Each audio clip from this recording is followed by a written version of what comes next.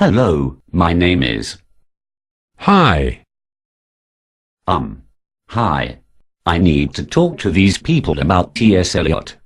Please get out of here. May I help? Yes. Really? No. Get out. Let's begin. Thomas Stellens Eliot was born in St. Louis, Missouri, 1888. He had a well-off family and started his undergraduate years at Harvard University by 1906. He studied poetry and philosophy. Sounds boring. In 1914, he went to England on a fellowship and met Ezra Pound, a strong influence on his later works. What about World War I? Indeed, because of the war, he was unable to return home, but that was actually fortunate for him. Eliot felt that he was more of a Britishman than an American. Even though he was born in Missouri? Quite so. He also married Vivian Highwood in the following year and worked at Lloyd's Bank. 2 years after that, he published his first major poem, The Love Song of J. Alfred Prufrock. What happened after the war?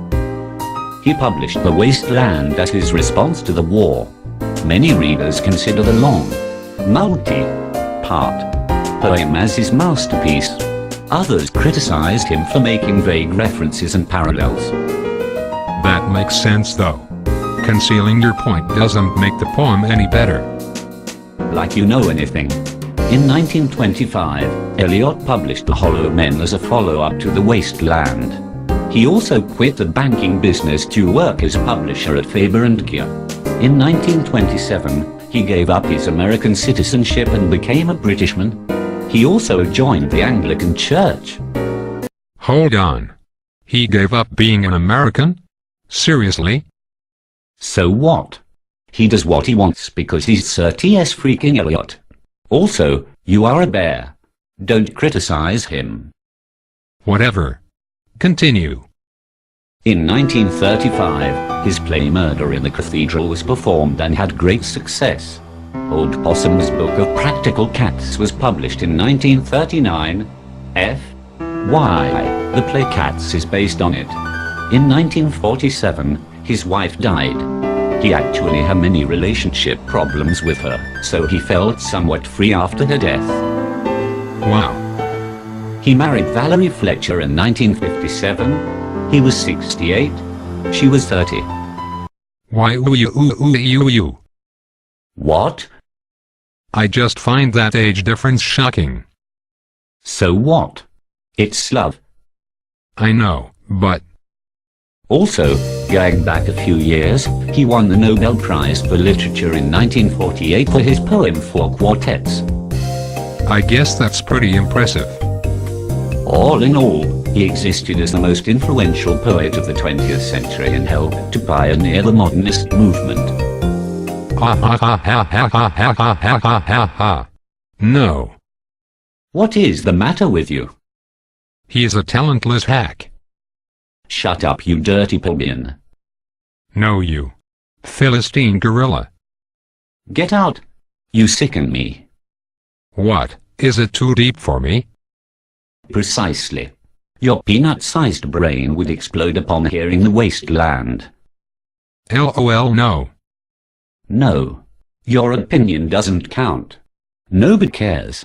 It's garbage. But I'm going to read it to you anyways because you're so pathetic. I gotta go. Too late.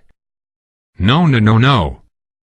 April is the cruelest month, breeding lilacs out of the dead land, mixing memory and desire, stirring dull roots with spring rain. Winter kept us warm, covering earth in forgetful snow, feeding a little life with dried tubers. Summer surprised us, coming over the Starnbergersee with a shower of rain. We stopped in the colonnade and went on in sunlight into the Hofgarten and drank coffee and talked for an hour. Bin gar keine Russin, stamm aus Litauen, echt Deutsch. And when we were children, staying at the Archduke's, my cousin's, he took me out on a sled and I was frightened. He said, "Mary, Mary, hold on tight," and down we went. In the mountains, there you feel free. I read much of the night and go south in the winter. What are the roots that clutch? What branches grow out of this stony rubbish? Son of man, you cannot say or guess, for you know only a heap of broken images where the sun beats.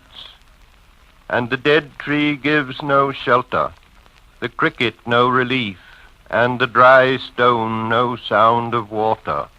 Only there is shadow under this red rock. Come in under the shadow of this red rock, and I will show you something different from either your shadow at morning striding behind you or your shadow at evening rising to meet you. I will show you fear in a handful of dust.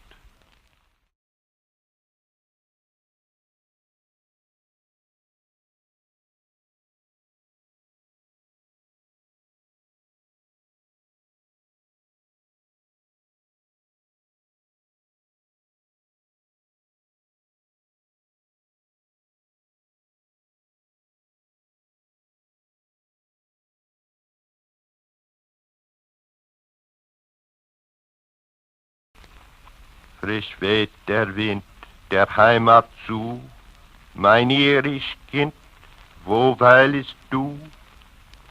You gave me hyacinths first a year ago. They called me the hyacinth girl. Yet, when we came back late from the hyacinth garden, your arms full and your hair wet, I could not speak and my eyes failed. I was neither living nor dead, and I knew nothing. Looking into the heart of light, the silence, öd und leer das Meer. Madame Sosostris, famous clairvoyante, had a bad cold. Nevertheless is known to be the wisest woman in Europe with a wicked pack of cards. "Here," said she, "is your card, the drowned Phoenician sailor. Those are pearls that were his eyes. Look. Here is Belladonna, the lady of the rocks, the lady of situations. Here is the man with 3 staves, and here the wheel. And here is the one-eyed merchant. And this card, which is blank, is something he carries on his back, which I am forbidden to see. I do not find the hanged man. Fear death by water. I see crowds of people walking round in a ring. Thank you. If you see dear Mrs. Equitone, tell her I bring the horoscope myself. One must be so careful these days." Unreal city, under the brown fog of a winter dawn, a crowd flowed over London Bridge. So many I had not thought death had undone so many. Sighs, short and infrequent, were exhaled, and each man fixed his eyes before his feet. Flowed up the hill and down King William Street, to where St. Mary Woolnoth kept the hours with a dead sound on the final stroke of 9. There I saw one I knew and stopped him, crying, "Stetson, you who were with me in the ships at Miley, that corpse you planted last year in your garden, has it begun to sprout? Will it bloom this year? Or has the sudden frost disturbed its bed? Oh, keep the dog far hence that's friend to men, or with his nails he'll dig it up again. You, hypocrite lecteur, mon semblable, mon frère,